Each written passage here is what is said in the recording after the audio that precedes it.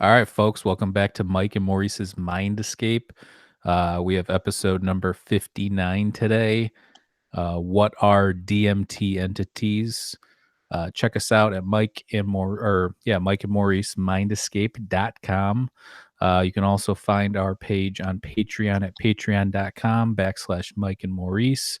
Um, our guest today is Jack. He runs the TripWhip channel on YouTube. Some of you have probably seen his videos. What's going on, Jack? Yeah, not much. Good to be here. Glad to be back. Yeah, thanks for coming back on. Last time, it was the only episode Maurice had never been on, or it was the first one he's had to step away. Yeah, it was a little No, we had late to do for it me, again. man. Yeah, actually, tonight we had a little bit of a mix up on my behalf. For some reason, I had it in my head that it was tomorrow, and I even told Maurice it was tomorrow, and it was Well, I tonight. think we're day apart technically. We are, and that was because usually for some reason I was thinking like English, and usually when British people when we said it's the same day, it's just a little bit of a time difference. You are on the other side of the world, so Yeah, it's a yeah. completely different animal. But we figured it out. Actually, this is our second episode today. We did one earlier with our other buddy on philosophy, but it's good to have you on. What's been going on in your world? Any recent experiences? Well, yeah, I technically got engaged to my girlfriend. As Congratulations. Congratulations. thank you guys. As some of the people on YouTube seen, and I think that was my last proper trip.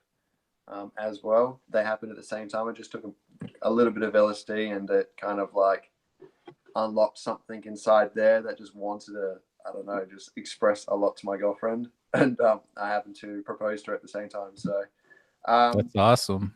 Yeah, you yeah, have a video. You made a video on it too on your channel, didn't you? yeah, I did. Other than that, I don't think much. I was about to start doing a microdosing thing as well, trying to like microdose for 30 days and see what that does. But I'm literally just about to begin that. And otherwise, everything's pretty much the same.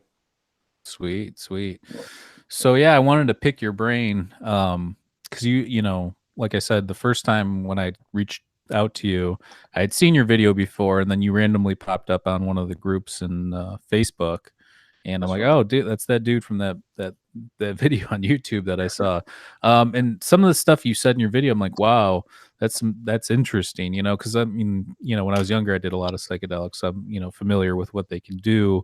I've Mm, never done DMT. Maurice hasn't done DMT, but mm, we keep interviewing people about it because I find it so fascinating, even from like an outsider's perspective. Like I've said this before, sometime in my life, later on or whatever, if it comes to me, it comes to me. I'll never search for something, like in terms of the psychedelic field, unless it was needed in some sort of medicinal way, But yeah.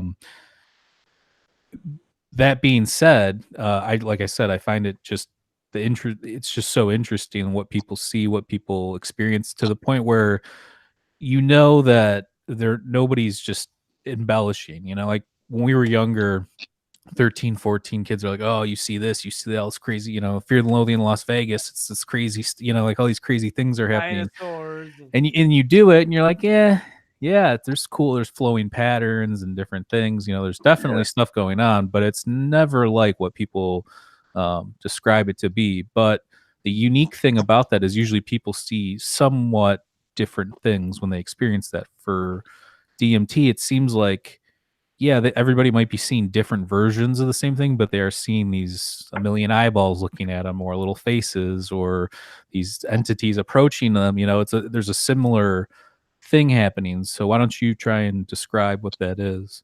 Well, it's interesting because there are obviously like different experiences to be had, and like, I'm kind of wary to do DMT again because I know if I was to have the exact same experience that I had last time again, I'd be doing DMT every day. Like it was an awesome, beautiful experience. Yeah, it was wicked, but then it's different each time, and everyone sees something else. But what interests me are the things that are consistent. And there's even this new channel that popped up. I can't remember the guy's name, but he's just dedicated to doing machine elf information and like translation of what the machine elves tells him. And someone popped it over to me. I was like, not skeptical, but I was like, okay, this will be interesting. And then I started listening to him, and he was just describing them in ways that I hadn't described, and I kind of forgotten. I was like, oh yeah, that's definitely their qualities. These are the same things, and it's really weird because, like as he said, they don't look like machine elves. It's like I came out of it with this intuitive, like, I don't know. I was just saying these are the machine elves. For some reason, they Hmm. were machine, and that was about the only thing that they had in common with the entities that Terence McKenna described. But I was still Is it a convinced that they, are they constant? Like, is it a do they keep us some like primary form, or do they morph into different things? Like, sometimes they when I meditate, I'll see these like spotlight things that'll eventually start to take different shapes, and then like just like a light that changes form and stuff like that. Is it something along that nature, or is it something different?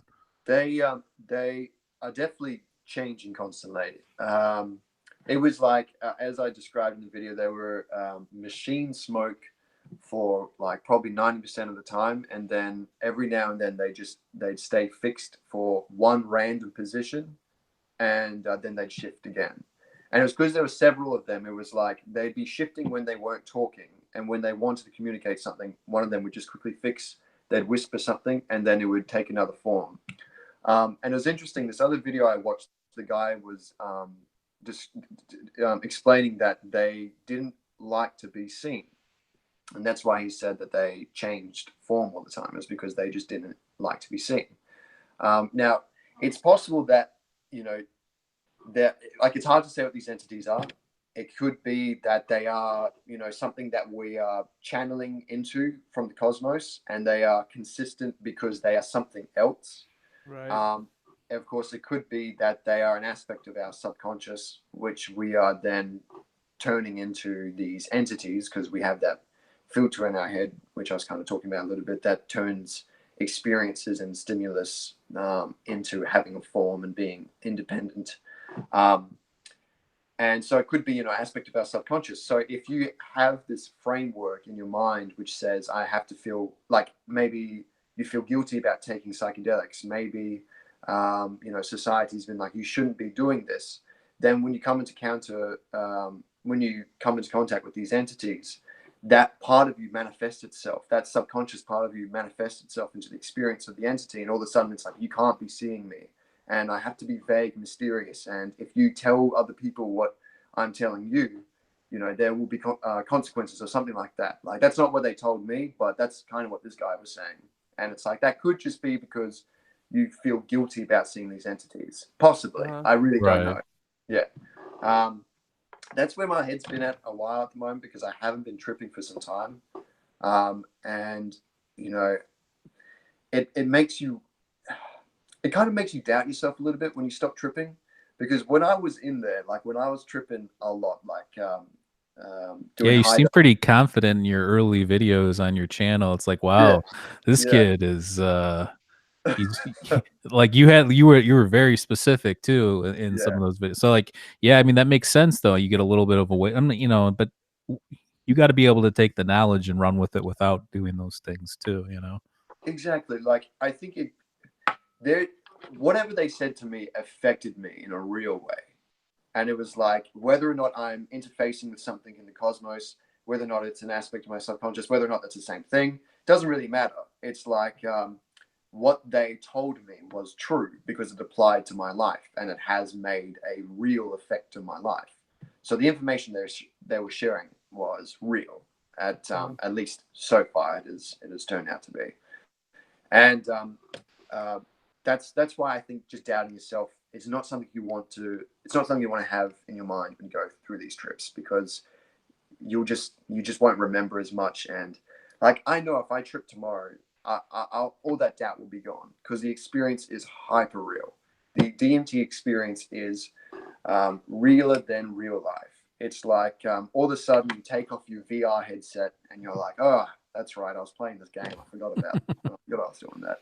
And Jesus. yeah, That's interesting you say that. Because I've been thinking about it. We've interviewed all these people now. Like I said, I've never done it, but I do meditate and I have experienced potent other psychedelics in my younger years. I will say this. I was thinking about this and I thought maybe these entities are like, okay, so let's say you're surfing the internet and you type in some wrong web address, what comes up? It's this thing that says, "Oh, you can't go here for whatever reason. There's nothing here," whatever like that. These, you know, entities might be some sort of like block or pop-up thing or whatever you want to say for our simulation or what we're living in, what we think is this reality. Could be a program, it could be, not necessarily a computer simulation, but some sort of biological simulation.